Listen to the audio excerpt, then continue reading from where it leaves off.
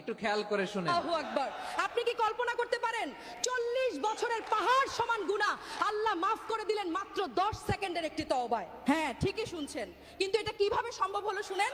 হযরত মুসা আলাইহিস সালামের আমলে অনেক দিন যাবত বৃষ্টি হয় না, ভয়াবহ খরা, আকাশ থেকে এক ফোঁটা পানিও পড়ছে না, মাটি ফেটে চৌচির, মানুষ পশু পাখি গরমে ছটফট করছে। মানুষের কান্নার হাহাকার দেখে হযরত মুসা আলাইহি তার উম্মতদের নিয়ে খোলা মাঠে সালাতুল ইস্তিসকা বা বৃষ্টির নামাজের জন্য দাঁড়ালেন। সবাই ভাবছে আল্লাহর নবী হাত তুলেছেন, এখনই অঝোর ধারায় বৃষ্টি নামবে, কিন্তু হলো তার উল্টোটা।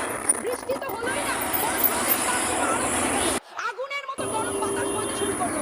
নবী মুসা অবাক হয়ে আল্লাহকে জিজ্ঞেস করলেন, হে আল্লাহ, আমরা তোমার কাছে বৃষ্টি চাইলাম, আপনি তাপ বাড়িয়ে দিলে, কারণটা কি? এটা হচ্ছে হাতির ঝিল, ঢাকা পশ্চিম রামপুরা।